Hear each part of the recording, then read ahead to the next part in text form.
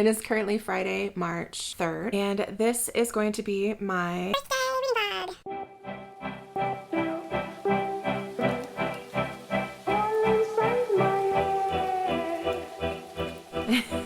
My birthday is on Wednesday, March 8th, and I thought it would be fun to vlog the weekend up to my birthday. I don't have anything exciting going on. I don't know what books I'm going to be reading. I'm just going to leave it up to my mood and whatever I feel like reading. Some potentials though, today and tomorrow, the Let's Get Graphic 24-hour readathon. Gwen over at Gwendolyn Kensinger or Lavender Mud on Instagram. Elizabeth over at Ponytails and Paperbacks here on YouTube and on Instagram. And Keisha over at A Book Like You here on YouTube and on Instagram are the lovely hosts of that readathon. I'm not a huge graphic novel reader. There's actually only been one graphic novel that I've ever read and really enjoyed, which was Fangs by Sarah something. I'll put it up here. And I did have a Seance tea party, but I just sold it on Pango like a couple months ago, and now I'm kind of regretting having done that. But anyways, I did pick up all 4 volumes of Heartstopper from my library. So you might see me reading some of those. From my March TBR, I think I'm going to try to pick up The Time Traveler's Wife this weekend or early next week. I'm buddy reading that with Layna over at Layna's Bookshelves. Oh, shelf. Just one shelf. Layna's bookshelf. But yeah, Layna and I are buddy reading this. It's a reread for both of us. And then other than that, I don't know. I'm just gonna see where the week takes me. This weekend, I'm actually gonna be packing a bag because Nick is dog sitting 3 golden retrievers over at his parents' house. So I'm gonna go stay with him for the weekend. I've got some HelloFresh meals that I would like to cook, so you might see some of that in this vlog. I did take Tuesday and Wednesday off, so I do work Monday, but Tuesday and Wednesday are kind of open. I have nothing planned, absolutely nothing planned. I'm sure Wednesday I'm gonna want to go to Starbucks and get some coffee, maybe go to the bookstore and do a little bit of book shopping. I don't really know. We will see. I guess you guys will find out when I do.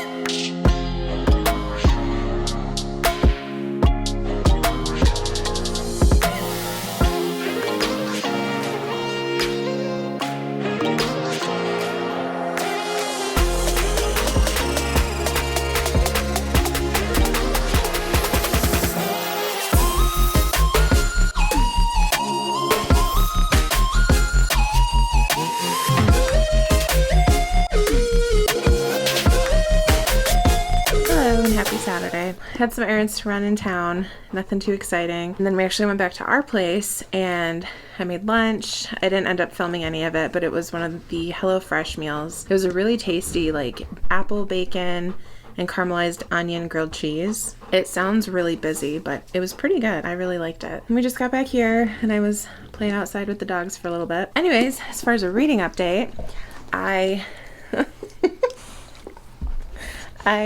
started and finished Heartstopper today. This is volume 1. I really liked this. This was so sweet. Definitely a slow burn. Really, really cute. If you are unfamiliar, this is about Charlie and Nick. They are high school students in England. They kind of strike up a friendship and they get to know each other. Charlie is openly gay. He was actually outed like the year previous. So he had to deal with some, a bit of bullying around that time. But for the most part, it sounds like, people have stuck up for him. And Charlie was kind of seeing this other guy in secret. So it didn't really make him feel very good about himself. And then one day he meets Charlie, and Charlie's just like this big teddy bear. He's on the rugby team. And yeah, they get to know each other. They start hanging out. Nick actually gets Charlie to join the rugby team as well. And so he's kind of making friends with the other rugby players. Very sweet story. Pretty nice, relaxing day. I don't think we really have any plans. I'll, make dinner in a little bit. But other than that, we're just kind of relaxing and hanging out.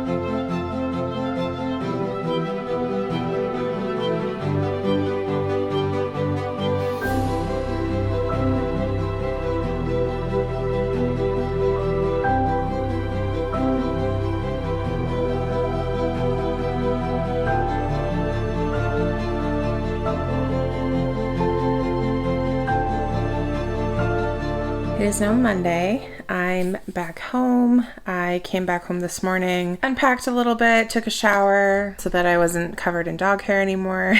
I am working today, but I do have tomorrow and Wednesday off. I'm kind of bummed because we had a beautiful weekend. I mean, the weather was really nice. Still, a bit snowy just because it hadn't all melted. It was sunny and fairly warm for us, and then we woke up this morning and we didn't get a lot of snow, but like a good 2 inches of just like really, really wet, heavy snow. So everything is super slushy. It was really pretty in the trees. So yeah, I haven't updated you since Saturday.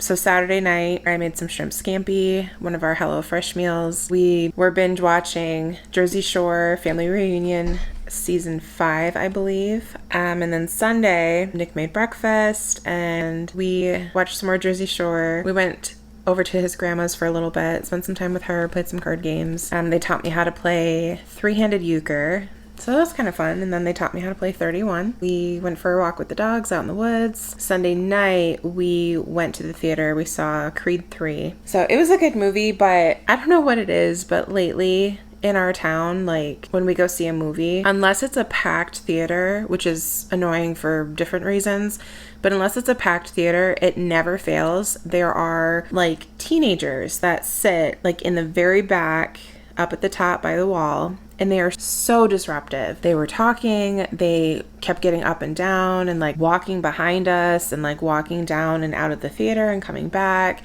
At one point we had items thrown at us. Yeah. As far as a reading update, I've now finished Heartstopper Volume 2. Just as cute as the first. Definitely glad that I finally picked this up. I've heard, I don't think I've heard anybody say anything negative about this series.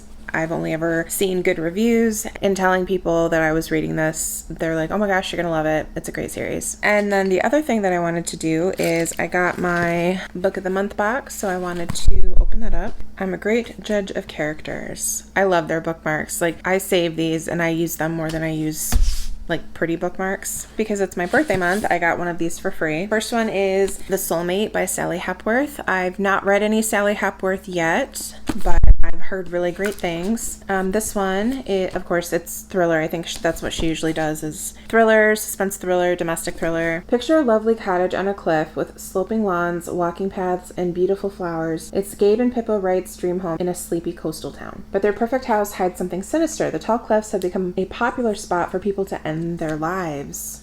Over the past several months, Gabe comes to their rescue, literally talking them off the ledge, until one day he doesn't. When Pippa discovers Gabe knew the victim, the questions spiral.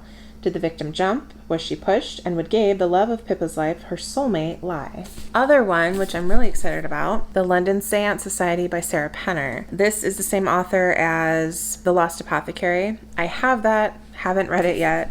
But this one takes place in 1873, and that is probably my favorite century for historical fiction to take place. 1873, at an abandoned chateau on the outskirts of Paris, a dark seance is about to take place led by acclaimed spiritualist Vaudeline Delaire. Known worldwide for her talent encountering the spirits of murder victims to ascertain the identities of the people who killed them, she is highly sought after by widows and investigators alike. Lena Wicks has come to Paris to find answers about her sister's death, but to do so, she must embrace the unknown and overcome her own logic-driven bias against the occult. When Vaudeline is beckoned to England to solve a high-profile murder, Lena accompanies her as an understudy. But as the women team up with the powerful men of London's exclusive seance society to solve the mystery, they begin to suspect that they are not merely out to solve a crime, but perhaps entangled in one of them themselves. That one sounds really good. I love this cover. Anyways, it's like 1 o'clock in the afternoon, so I have to work some more, pick my kids up from school in a few hours. Tomorrow I do have an appointment at the Secretary of State, so I can go renew my vehicle registration, renew my driver's license. It's the year to do that. But after that, I will probably, I don't know what I'll do. I'm just gonna play it by ear, I think, kind of do whatever feels right at the time. And my kids do have a short day of school tomorrow, which is nice, so they get out at 2 instead of 4. So yeah, I'm sure I'll probably get some groceries, because with not being home over the weekend, I didn't do any grocery shopping. I'll probably do that tomorrow. I do want to continue the Heartstopper series.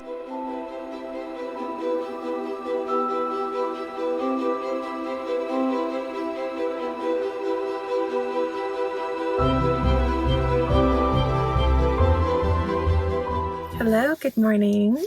It is Tuesday morning, March 7th. I just got done at the Secretary of State. I had to go renew my tags and my driver's license, and I had to get a new picture. I have today off for my birthday. I'm just gonna do what I want to do today, kind of.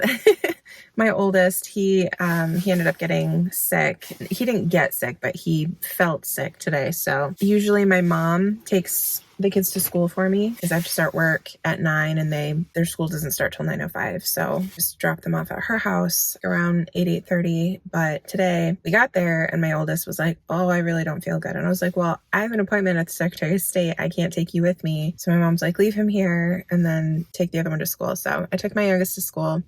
Booked it over here because I had an appointment right at 9:30. Book update. I did finish Heartstopper Volume 3 last night. I don't have it with me, otherwise I would hold it up. It was still cute. I didn't like this one as much as I liked the first two. The first two I wholeheartedly loved and they were 5 stars. The third one I ended up giving 4 stars. It was really nice because usually the first two are kind of just at their high school setting, but the third one actually takes place in a different city, a different European city, because they take a school trip. There's a truck pulling up beside me. So yeah, I mean, it was still cute. We learned a lot more about both Nick and Charlie. Like we learned some things that really kind of shape who they are as characters.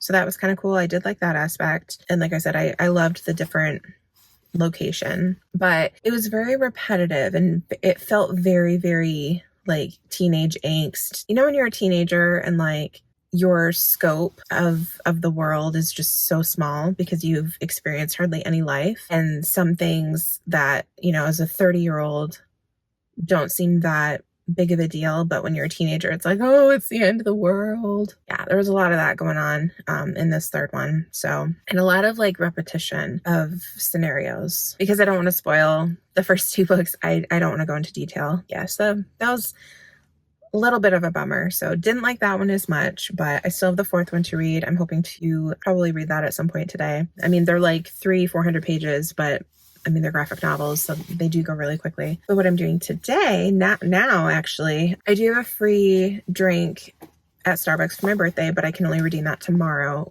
which I will. But today I wanted to go to Starbucks and just hang out and relax and read. There's another person. He's not driving away. Okay, I guess I'll do an update later. Okay, I moved. I'm at Starbucks now.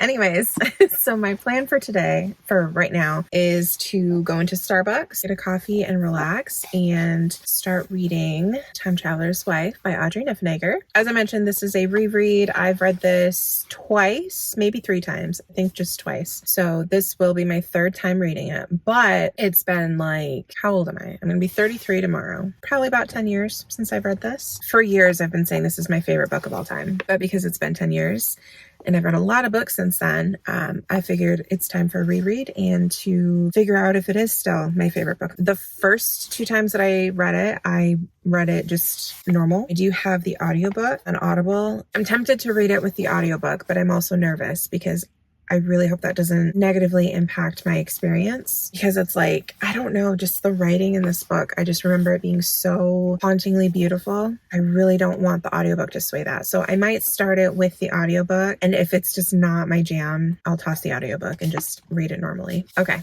I'm going to go get some coffee.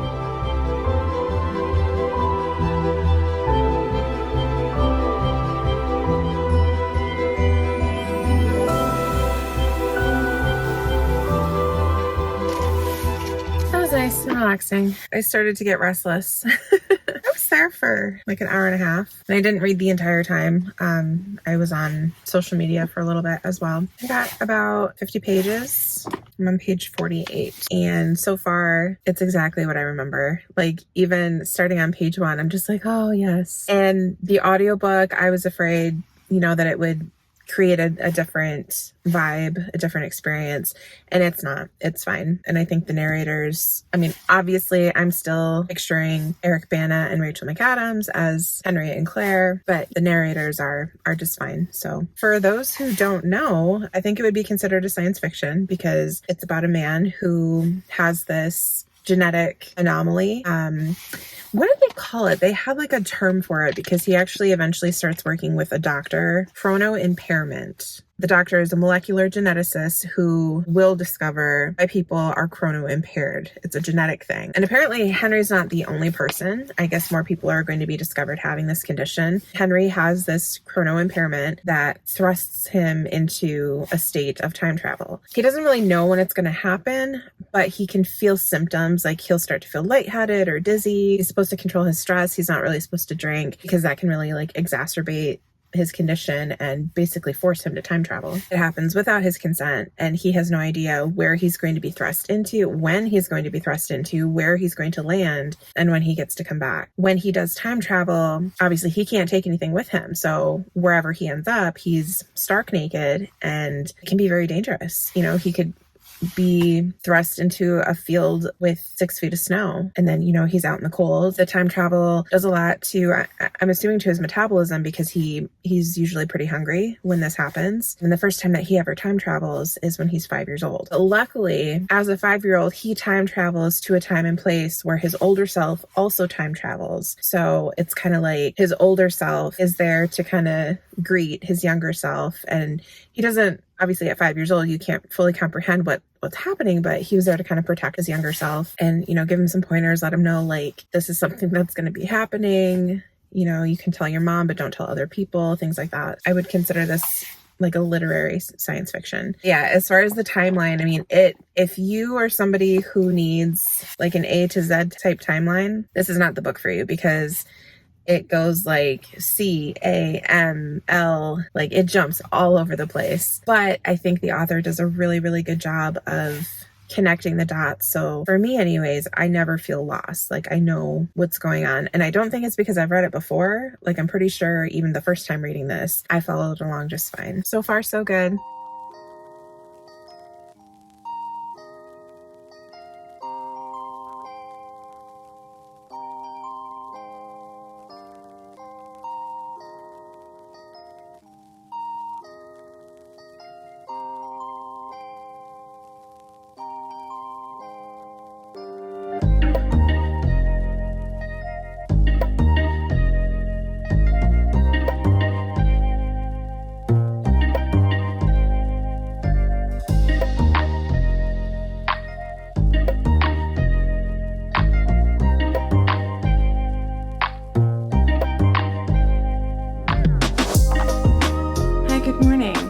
Wednesday, March 8th, International Women's Day, and my birthday. So I don't really know what I had planned today. Nick and I were gonna go to breakfast, but my oldest is still sick and I ended up taking my youngest to school. So basically breakfast didn't happen, but I did get to go to Starbucks and redeem my free birthday drink. Today I got a soy pistachio latte and of course I got a birthday cake pop. Anyways, yeah, I had plans of getting my nails done today, getting a massage today. I don't feel like it. I don't want to spend the money. I cleaned the kitchen when I got home from taking the boys to where they needed to go this morning after getting my coffee. So came home, cleaned the kitchen, ran the dishwasher, took a shower. My hair's wet, as you can see.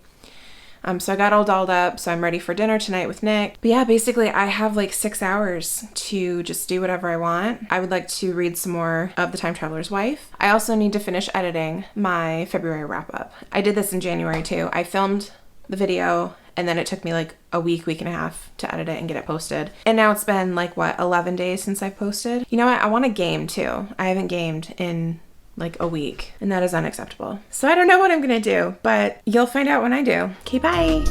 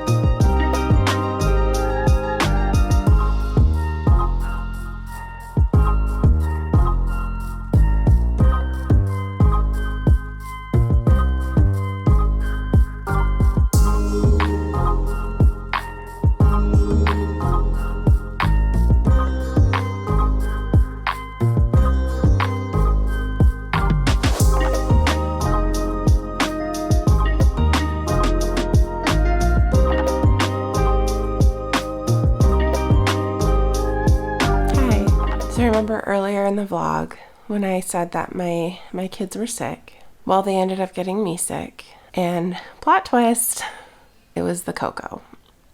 It's Monday morning now, March 13th. I had intended on ending this vlog on Friday the 10th, and that was the first day it hit me. So yeah, didn't do a whole lot that day or Saturday. Sunday was a little bit better. I can't hear out of this ear. It's completely plugged up. I don't know if I have an ear infection on top of everything else. So that was my weekend. I'm not happy about it either because I've had it before. I got it almost exactly 2 years ago, which was before my age group was able to get the, protections. And then I got the protections after that, and I still got it a second time. As far as I know, this is the first time that my kids have gotten it. If they did before, they didn't show anything. So, and they're doing okay. I definitely got hit the worst, thankfully. We're all just hunkered down at home for another week.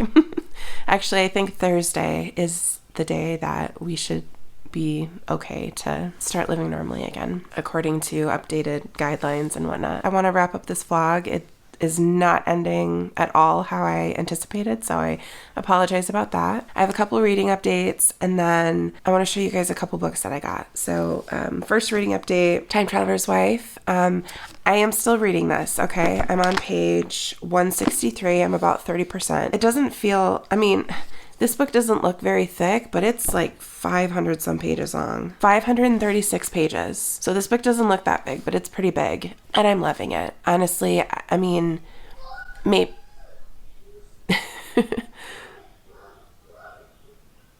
He's excited. Maybe it's the nostalgia. Maybe it is just a fantastic book. I really don't know. I still love this book. So earlier I had said that the timeline kind of jumps around.